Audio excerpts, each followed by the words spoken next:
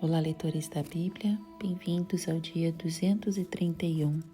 Eu sou a Tati Camargo, do Mulheres com Fé, e juntos estamos lendo a Bíblia por completo, com apenas 15 minutos por dia, mais alguns minutos adicionais.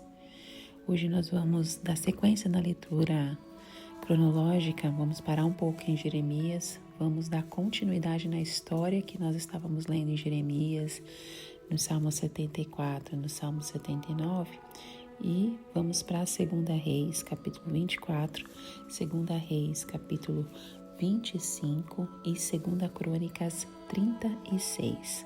Depois nós vamos voltar para Abacuque, dando sequência, mas aí só no outro áudio, e aí então nós retornaremos para Jeremias. Esta é a beleza do método cronológico, a gente vai lendo de acordo com o que os eventos foram acontecendo. Antes de nós iniciarmos a nossa leitura, vamos fazer a nossa oração. Senhor Deus, muito obrigada por mais um dia na Tua presença. Muito obrigada pela oportunidade de aprendermos a ler a Tua palavra. Que o Senhor continue falando conosco, nos ensinando, abrindo os nossos olhos, nosso entendimento, a nossa compreensão, nos dando sabedoria através do Teu Espírito Santo, para que possamos entender os Teus planos, o Teu propósito, a Tua natureza, Senhor. Esteja conosco nesta leitura, fale aos nossos corações, transforme-nos para a Tua honra e para a Tua glória. Que possamos conhecer algo novo sobre o Senhor como nós nunca soubemos antes, que possamos Te amar ainda mais e as pessoas que o Senhor colocar em nossos caminhos. Perdoa as nossas falhas, remova as nossas distrações e que possamos fazer desse tempo um tempo muito especial de estar na Tua presença. Em nome de Jesus. Amém. 2 Reis, capítulo 24. Durante o reinado de Jeoaquim, Nabucodonosor, rei da Babilônia, invadiu o país e Jeoaquim tornou-se o seu vassalo por 3 anos. Então ele voltou atrás e rebelou-se contra Nabucodonosor. O Senhor enviou contra ele tropas babilônicas, aramaicas, moabitas e amonitas para destruir Judá, de acordo com a palavra do Senhor proclamada por seus servos, os profetas. Isso aconteceu a Judá conforme a ordem do Senhor, a fim de removê-los da sua presença, por causa de todos os pecados que Manassés cometeu, inclusive o derramamento de sangue inocente, pois ele havia enchido Jerusalém de sangue inocente e o Senhor não o quis perdoar. Os demais acontecimentos do reinado de Jeoaquim e todas as suas realizações estão escritos no livro dos registros históricos dos reis de Judá.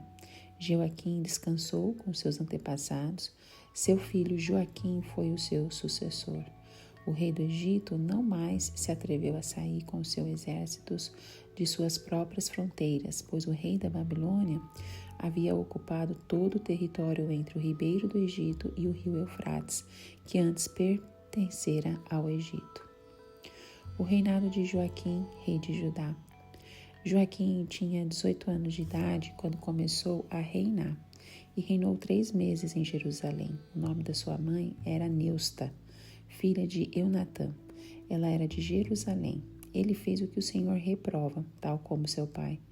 Naquela ocasião, os oficiais de Nabucodonosor, rei da Babilônia, avançaram até Jerusalém e a cercaram. Enquanto seus oficiais a cercavam, o próprio Nabucodonosor veio à cidade. Então, Joaquim, rei de Judá, sua mãe, seus conselheiros, seus nobres e seus oficiais se entregaram, todos se renderam a ele. No 8º ano do reinado do rei da Babilônia, Nabucodonosor levou Joaquim como prisioneiro, conforme o Senhor tinha declarado. Ele retirou todos os tesouros do templo do Senhor e do palácio real, quebrando todos os utensílios de ouro que Salomão, rei de Israel, fizera para o templo do Senhor. Levou para o exílio toda Jerusalém, todos os líderes e homens de combate, todos os artesãos e artífices. Era um total de 10.000 pessoas, só ficaram os mais pobres. Nabucodonosor levou consigo Joaquim para a Babilônia, também levou de Jerusalém para a Babilônia a mãe do rei, suas mulheres, seus oficiais e os líderes do país. O rei da Babilônia também deportou para a Babilônia toda a força de 7.000 homens de combate, homens fortes e preparados para a guerra, e 1.000 artífices e artesãos. Fez Matanias, tio de Joaquim, reinar em seu lugar, e mudou seu nome para Zedequias. O reinado de Zedequias, rei de Judá. Zedequias tinha 21 anos de idade quando começou a reinar, e reinou 11 anos em Jerusalém.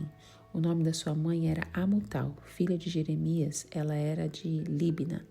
Ele fez o que o Senhor reprova, tal como fizera Jeoaquim. Por causa da ira do Senhor, tudo isso aconteceu a Jerusalém e a Judá. Por fim, ele os lançou para longe da sua presença. 2 Reis, capítulo 25. A queda de Jerusalém. Ora, Zedequias rebelou-se contra o rei da Babilônia. Então, no 9º ano do reinado de Zedequias, no 10º dia do 10º mês, Nabucodonosor, rei da Babilônia, marchou contra Jerusalém, com todo o seu exército. Ele acampou em frente da cidade e construiu rampas de ataque ao redor dela. A cidade foi mantida sob cerco até o 11º ano do reinado de Zedequias. No 9º dia do 4º mês, a fome na cidade havia se tornado tão rigorosa que não havia nada para o povo comer. Então o muro da cidade foi rompido e todos os soldados fugiram de noite pela porta entre os 2 muros próximos ao jardim do rei, embora os babilônios estivessem em torno da cidade. Fugiram na direção da Arabá, mas o exército babilônio perseguiu o rei e o alcançou nas planícies de Jericó. Todos os seus soldados o abandonaram e ele foi capturado. Foi levado ao rei da Babilônia, em Ribla, onde pronunciaram a sentença contra ele. Executaram os filhos de Zedequias na sua frente, furaram os seus olhos, prenderam-no com algemas de bronze e o levaram para a Babilônia. No 7º dia do 5º mês do 19º ano do reinado de Nabucodonosor, rei da Babilônia, Nebuzaradã, comandante da guarda imperial, conselheiro do rei da Babilônia, foi a Jerusalém, incendiou o templo do Senhor, o palácio real, todas as casas de Jerusalém e todos os edifícios importantes. Todo o exército babilônio que acompanhava Nebuzaradã derrubou os muros de Jerusalém, e ele levou para o exílio o povo que sobrou na cidade, os que passaram para o lado do rei da Babilônia e o restante da população. Mas o comandante deixou para trás alguns dos mais pobres do país para trabalharem nas vinhas e nos campos. Os babilônios destruíram as colunas de bronze, os suportes e o tanque de bronze que estavam no templo do Senhor, e levaram o bronze para a Babilônia. Também levaram as panelas, as pás, os cortadores de pavio, as vasilhas e todos os utensílios de bronze utilizados no serviço do templo. O comandante da guarda imperial levou os incensários e as bacias de aspersão, tudo que era feito de ouro puro ou de prata. As 2 colunas, o tanque e os suportes que Salomão fizera para o templo do Senhor eram mais do que podia ser pesado. Cada coluna tinha 8 metros e 10 centímetros de altura. O capitel de bronze no alto de cada coluna tinha 1 metro e 35 centímetros de altura e era decorado com uma fileira de romãs de bronze ao redor. O comandante da guarda levou como prisioneiros o sumo sacerdote Seraías, Sofonias, o segundo sacerdote e os 3 guardas da porta. Dos que ainda estavam na cidade, ele levou o oficial responsável pelos homens de combate e 5 conselheiros reais. Também levou o secretário principal, a principal líder responsável pelo alistamento militar no país, e 70 homens do povo. O comandante Nebuzaradã levou todos ao rei da Babilônia em Ribla. Lá em Ribla, na terra de Amate, o rei mandou executá-los. Assim Judá foi para o exílio, para longe da sua terra. Nabucodonosor, rei da Babilônia, nomeou Gedalias, filho de Aicã e neto de Safã, como governador do povo que havia sido deixado em Judá. Quando Ismael, filho de Netanias, Joanã, filho de Careá, Seraias, filho do Netofatita, Tanumete, e Jazanias, filho de um Maacatita, todos os líderes do exército souberam que o rei da Babilônia havia nomeado Gedalias como governador. Ele e os seus soldados foram falar com Gedalias em Mispá. Gedalias fez um juramento a esses líderes e aos seus soldados, dizendo: não tenha medo dos oficiais babilônios. Estabeleçam nessa terra e sirvam o rei da Babilônia, e tudo lhes irá bem. Mas no 7º mês, Ismael, filho de Netanias e neto de Elisama, que tinha sangue real, foi com 10 homens e assassinou Gedalias e os judeus e os babilônios que estavam com ele em Mispá. Então todo o povo, desde as crianças até os velhos, inclusive os líderes do exército, fugiram para o Egito, com medo dos babilônios. Joaquim é libertado da prisão. No 37º ano do exílio de Joaquim, rei de Judá, no ano em que Evil-Merodach se tornou rei da Babilônia, ele tirou Joaquim da prisão, no 27º dia do 12º mês. Ele o tratou com bondade e deu-lhe o lugar mais honrado entre os outros reis que estavam com ele na Babilônia. Assim Joaquim deixou as suas vestes de prisão e pelo resto da sua vida comeu à mesa do rei. E diariamente, enquanto viveu, Joaquim recebeu uma pensão do rei. 2 Crônicas, capítulo 36. E o povo tomou Jeoacás, filho de Josias, e proclamou-lhe o rei em Jerusalém, no lugar de seu pai. O reinado de Jeoacás, rei de Judá. Jeoacás tinha 23 anos de idade quando começou a reinar, e reinou 3 meses em Jerusalém. O rei do Egito destronou-o em Jerusalém e impôs a Judá um tributo de 3,5 toneladas de prata e 35 quilos de ouro. O rei do Egito proclamou Eliaquim, irmão de Jeoacás, rei sobre Judá e sobre Jerusalém, e mudou-lhe o nome para Jeoaquim. Mas Neco levou Jeoacás, irmão de Eliaquim, para o Egito. O reinado de Joaquim, rei de Judá. Joaquim tinha 25 anos de idade quando começou a reinar, e reinou 11 anos em Jerusalém. Ele fez o que o Senhor, o seu Deus, reprova. Nabucodonosor, rei da Babilônia, atacou-o e prendeu-o com algemas de bronze para levá-lo para a Babilônia. Levou também para a Babilônia objetos do templo do Senhor e os colocou no seu templo. Os demais acontecimentos do reinado de Joaquim, as coisas detestáveis que fez e tudo que foi achado contra ele, estão escritos nos registros históricos dos reis de Israel e de Judá. Seu filho Joaquim foi o seu sucessor. O reinado de Joaquim, rei de Judá. Joaquim tinha 18 anos de idade quando começou a reinar, e reinou 3 meses e 10 dias em Jerusalém. Ele fez o que o Senhor reprova. Na primavera, o rei Nabucodonosor mandou levá-lo para a Babilônia, junto com objetos de valor retirados do templo do Senhor, e proclamou Zedequias, tio de Joaquim, rei sobre Judá e sobre Jerusalém. O reinado de Zedequias, rei de Judá. Zedequias tinha 21 anos de idade quando começou a reinar, e reinou 11 anos em Jerusalém. Ele fez o que o Senhor, o seu Deus, reprova, e não se humilhou diante do profeta Jeremias, que lhe falava como porta-voz do Senhor.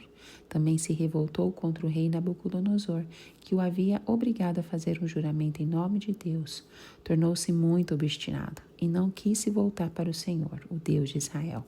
Além disso, todos os líderes dos sacerdotes e do povo se tornaram cada vez mais infiéis, seguindo todas as práticas detestáveis das outras nações e contaminando o templo do Senhor consagrado por ele em Jerusalém. A queda de Jerusalém. O Senhor, o Deus dos seus antepassados, advertiu-os várias vezes por meio de seus mensageiros, pois ele tinha compaixão do seu povo e do lugar de sua habitação. Mas eles zombaram dos mensageiros de Deus, desprezaram as palavras dele e expulsaram ao ridículo os seus profetas, até que a ira do Senhor se levantou contra o seu povo e já não houve remédio. O Senhor enviou contra eles o rei dos babilônios, que no santuário matou os seus jovens à espada. Não poupou nem os rapazes, nem as moças, nem adultos, nem velhos. Deus entregou todos eles nas mãos de Nabucodonosor. Este levou para a Babilônia todos os utensílios do templo de Deus, tanto os pequenos como os grandes, como os tesouros do templo do Senhor, os do rei e os dos seus oficiais. Os babilônios incendiaram o templo de Deus e derrubaram o muro de Jerusalém. Queimaram todos os palácios e destruíram todos os utensílios de valor que havia neles. Nabucodonosor levou para o exílio, na Babilônia, os remanescentes que escaparam da espada para serem seus escravos e dos seus descendentes, até a época do domínio persa. A terra desfrutou os seus descansos sabáticos, descansou durante todo o tempo de sua desolação, até que os 70 anos se completaram, em cumprimento da palavra do Senhor, anunciada por Jeremias. No primeiro ano do reinado de Ciro, rei da Pérsia, para que se cumprisse a palavra do Senhor anunciada por Jeremias, o Senhor tocou no coração de Ciro, rei da Pérsia, para que fizesse uma proclamação em todo o território do seu domínio e a pusesse por escrito nestes termos. Assim declaro eu, Ciro, rei da Pérsia: o Senhor, o Deus dos céus, deu-me todos os reinos da terra e designou-me para construir um templo para ele em Jerusalém, na terra de Judá. Quem dentre vocês pertencer ao seu povo, vá para Jerusalém, e que o Senhor, o seu Deus, esteja com ele. Bom, vocês devem ter percebido que algumas histórias se repetiram em 2 Reis e 2 Crônicas. Em Jeremias, tudo que nós lemos hoje está com muitos detalhes. Então aqui vai ser um tipo de uma recapitulação do reinado de Jeoaquim, de Joaquim, como que foi o reinado de uma forma bem resumida de Zedequias. Então nós vamos passar por tudo, pela queda de Jerusalém, uma forma mais resumida com alguns outros detalhes adicionais para acrescentar no nosso conhecimento. Então, em 2 Reis 24, marca o início do colapso final do reino de Judá. Nós vimos isso em Jeremias com mais detalhes e aqui com mais resumo. Então, o capítulo apresenta o domínio da Babilônia, o declínio espiritual do povo e o cumprimento do juízo anunciado há décadas pelos profetas. Então, Nabucodonosor II, após derrotar o Egito na batalha de Carquemes, consolidou o controle da Babilônia sobre o Oriente Próximo, incluindo Judá. O rei Joaquim então se tornou vassalo da Babilônia por 3 anos. Vassalo significa súdito, é a mesma coisa. Então Joaquim se rebelou depois de uma decisão desastrosa. Essa instabilidade não era apenas política, espiritualmente Judá estava em ruína. O texto diz que isto aconteceu em Judá conforme a ordem do Senhor, a fim de removê-los da sua presença, lá em 2 Reis 24, versículo 3. O povo havia se afastado da aliança, e o Senhor, em juízo, permitiu que nações inimigas invadissem a terra. Deus estava usando essas nações como instrumento de disciplina por causa dos pecados acumulados, especialmente os pecados de Manassés, que teve um reinado horrível, o pior deles. Manassés havia enchido Jerusalém de sangue inocente. Ainda que os outros reis o tivessem sucedido, a culpa coletiva permanecia. Lá no verso 4 diz assim: o Senhor não o quis perdoar. Isso revela a seriedade do pecado e o limite da misericórdia quando não há arrependimento. Bom, conforme a gente leu no versículo 1, durante o reinado de Jeoaquim, Nabucodonosor invadiu o país e Jeoaquim tornou-se seu vassalo, seu súdito, por 3 anos. Então ele voltou atrás e rebelou-se. Então aqui, Jeoaquim tentou se manter fiel à Babilônia após o ano de 605 a.C., mas com a tentativa fracassada de Nabucodonosor de invadir o Egito, ele viu uma oportunidade de se aliar novamente aos egípcios. Então foi um cálculo político, mas sem discernimento espiritual. Essa rebelião provocou ataque em várias frentes. Judá ficou vulnerável e não tinha mais forças para se defender. No fim, Joaquim foi capturado e morreu em Jerusalém, sem sequer ter um enterro digno.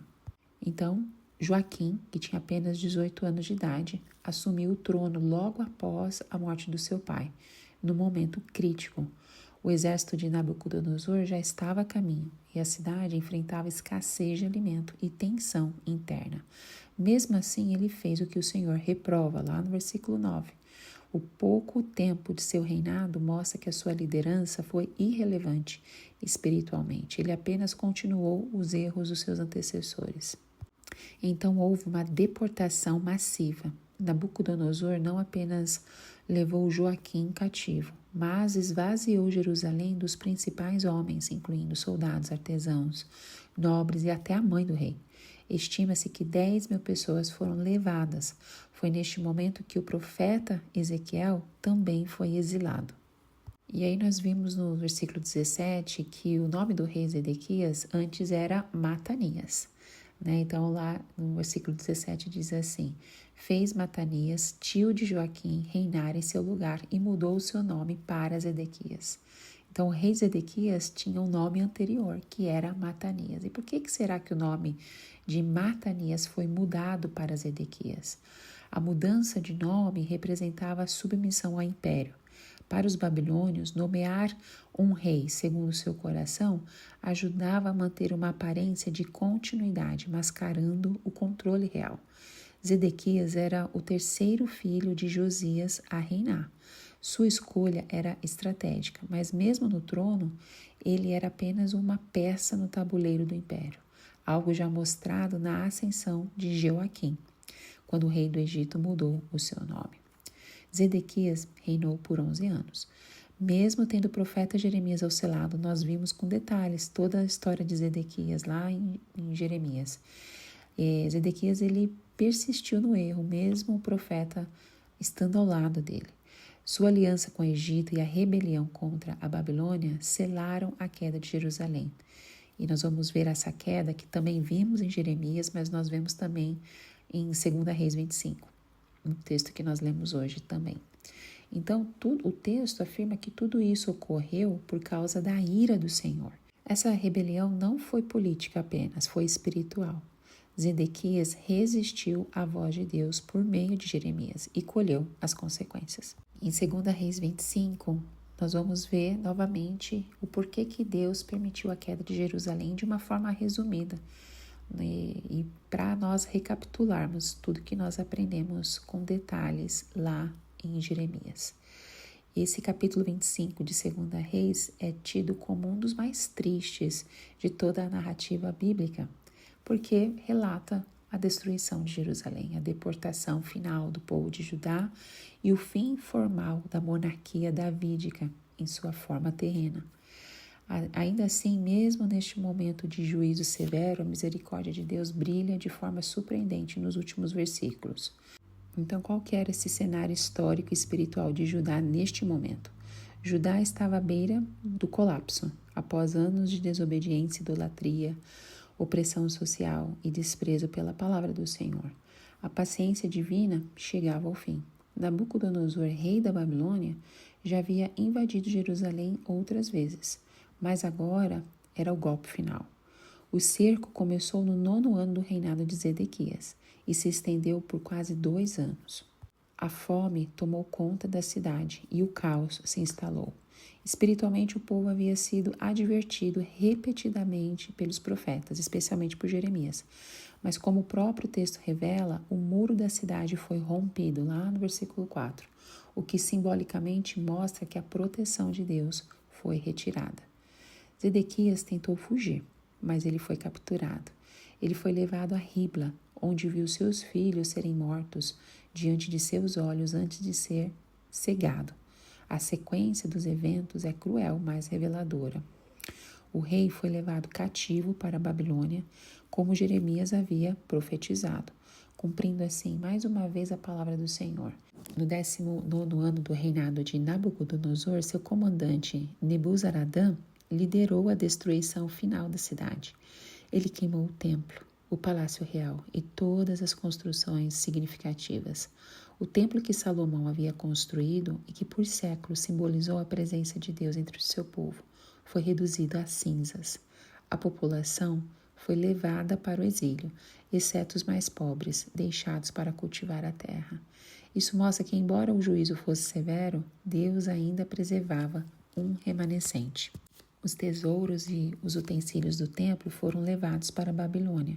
A riqueza de Jerusalém foi saqueada e os itens sagrados do culto a Deus agora estavam nas mãos dos pagãos. Isso não era apenas uma perda material, mas um duro golpe espiritual. O culto ao Senhor havia sido interrompido. A referência aos objetos feitos por Salomão conecta este momento ao início da história do templo, descrito em 1 Reis, capítulo 6. E agora nós estamos vendo o seu trágico fim. Nebuzaradan levou os principais líderes religiosos, civis e militares de Jerusalém até Ribla, onde foram executados. O objetivo era claro: impedir qualquer tentativa de reorganização ou revolta. Com esses atos, Judá deixava de existir como reino autônomo. A frase é curta, mas devastadora. Lá no versículo 21 diz assim: assim Judá foi para o exílio, para longe da sua terra. Ela encerra séculos de história, alianças, bênçãos e promessas, agora suspensas por causa da rebeldia do povo. E então nós vamos entrar em Gedalias. O que é que aconteceu com Gedalias? Nós vimos isso também lá em Jeremias e aqui de uma forma mais resumida e para nós recapitularmos a história de Gedalias. Lá no versículo 22 diz assim: Gedalias como governador do povo que havia sido deixado em Judá. Ele foi nomeado governador por Nabucodonosor. Ele tentou estabilizar a região e evitar mais sofrimento, incentivando o povo a se submeter pacificamente ao domínio babilônico. No entanto, Ismael, descendente real, o assassinou junto com os judeus e babilônios que estavam com ele. O medo tomou conta da população, que fugiu para o Egito, levando inclusive Jeremias. A instabilidade continuava. Mesmo após o juízo, o povo resistia à instrução divina. E aí nós vamos ver a libertação de Joaquim. Lá no versículo 28 diz assim: ele tratou com bondade e deu-lhe lugar mais honrado entre outros reis que estavam com ele na Babilônia. Após 37 anos de cativeiro, Joaquim foi libertado por Evil-Merodach, era o novo rei da Babilônia. Ele não apenas foi solto da prisão, mas passou a comer à mesa do rei e recebeu provisões regulares. Esse detalhe final é extraordinário, mostra que a linhagem davídica não foi apagada, ainda havia esperança. Isso prepara o cenário para o retorno do povo, que nós vamos ainda ler em Esdras e em Neemias. Praticamente todos os eventos registrados aqui haviam sido anunciados com antecedência. Jeremias havia profetizado a queda de Jerusalém, a captura de Zedequias e até mesmo a deportação do povo. Ezequiel, de dentro do exílio, também anunciou o juízo iminente.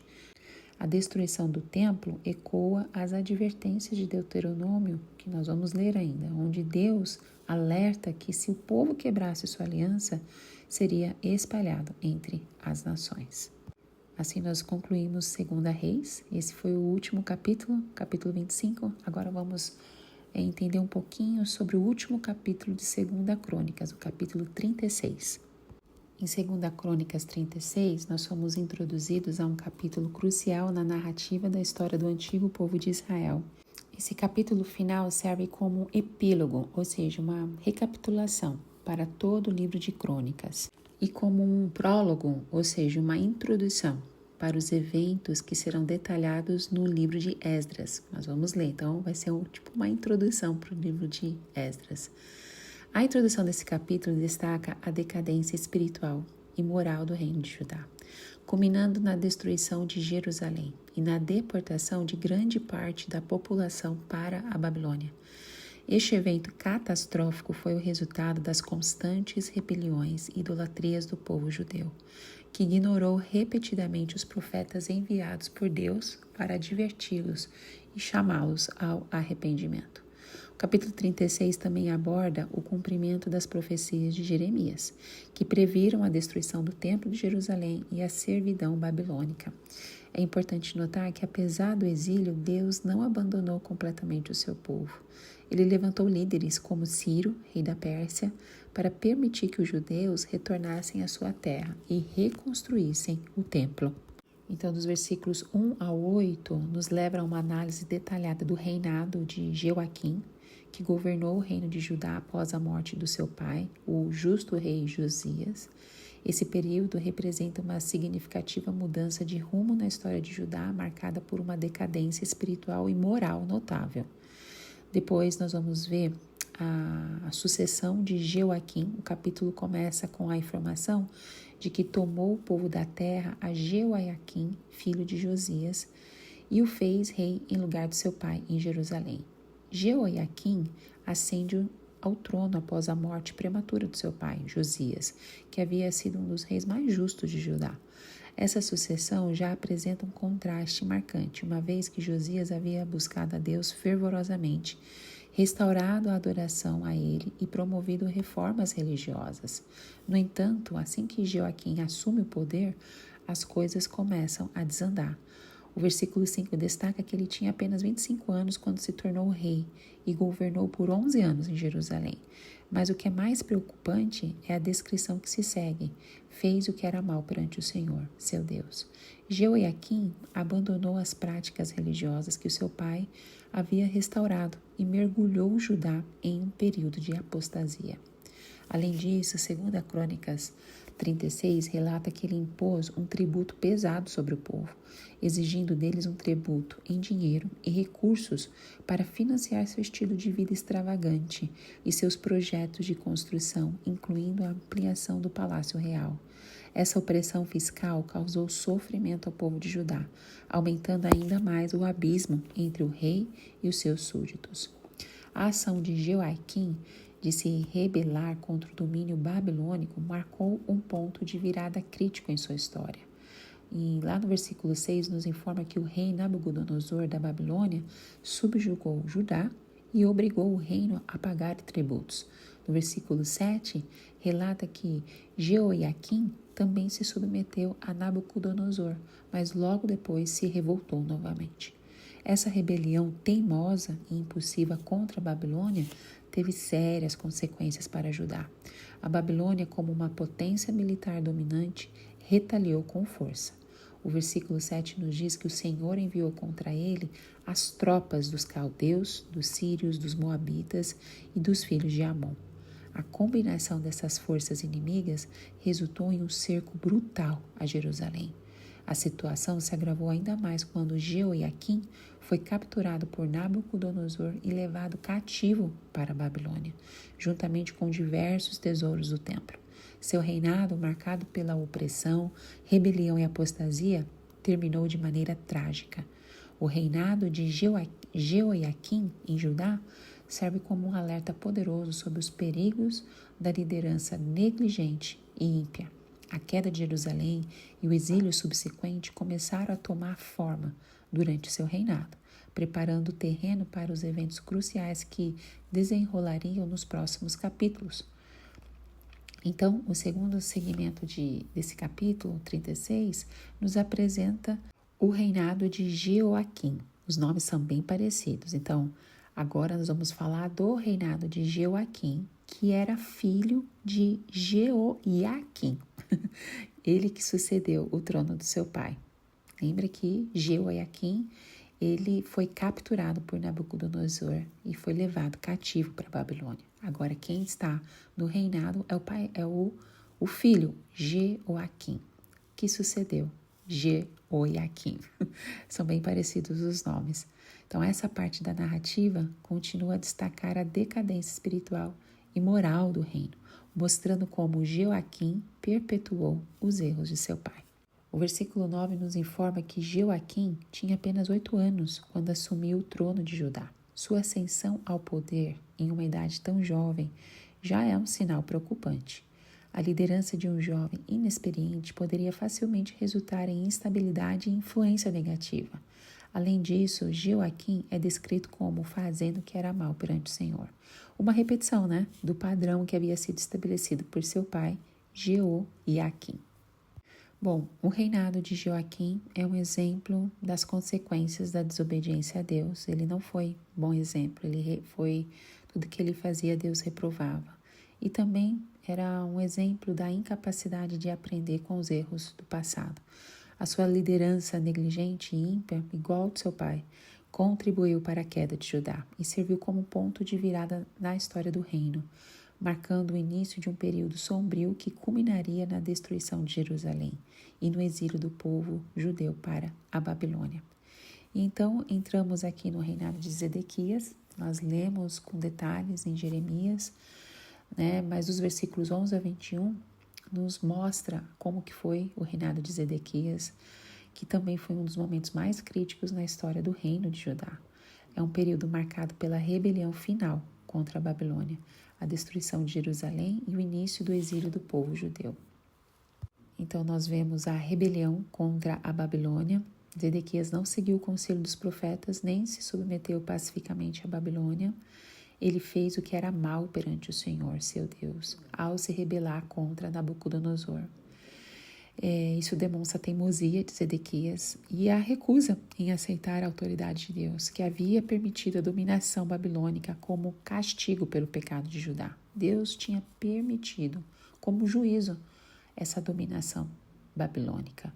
E então, o ápice do reinado de Zedequias é marcado pela terrível destruição de Jerusalém e do templo do Senhor, como punição pela rebelião de Zedequias e pela continuidade da idolatria e da injustiça em Judá. Deus permitiu que o exército babilônico cercasse a cidade.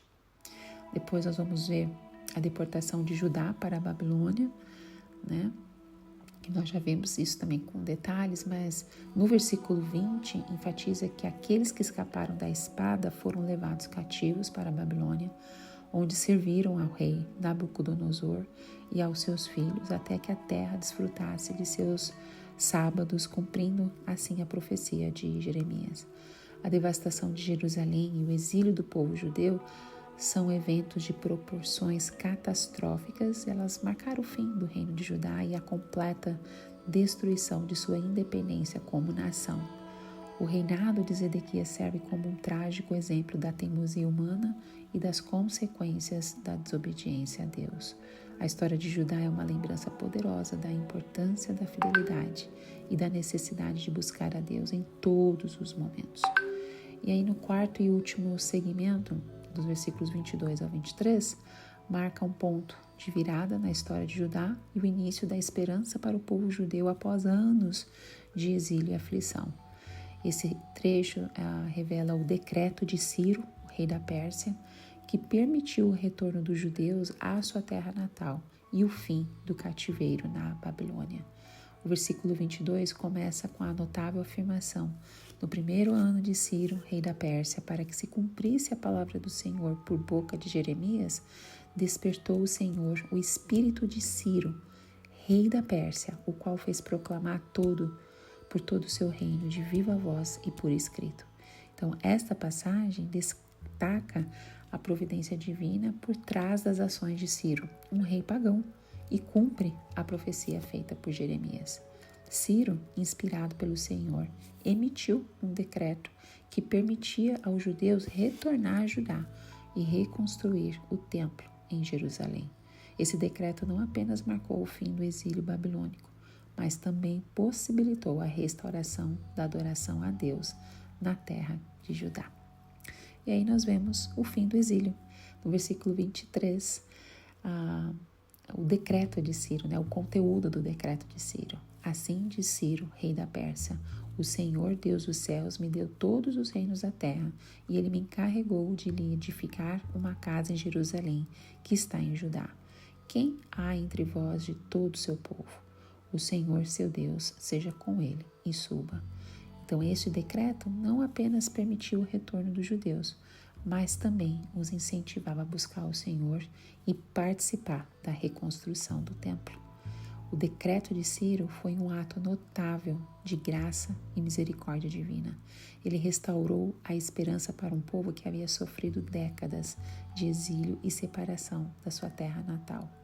Ao reconhecer o Senhor como Deus dos céus, Ciro mostrou uma compreensão da soberania divina que superava sua própria autoridade terrena.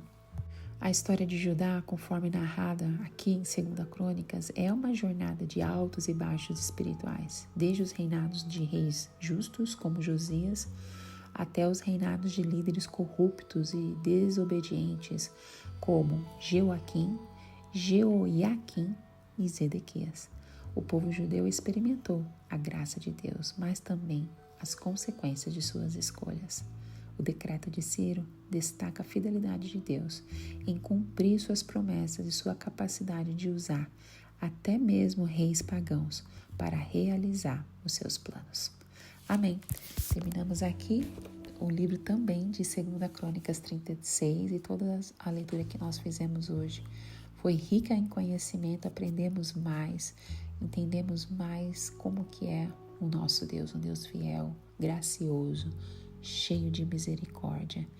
Esse fim do exílio e o retorno à terra de Judá representam não apenas um evento histórico, mas também uma lição espiritual valiosa, um lembrete que mesmo nas circunstâncias mais sombrias, a esperança e a restauração são possíveis pela graça e a misericórdia do nosso Deus. Amém? Que Deus os abençoe e até o próximo áudio com Abacuque. Tchau, tchau.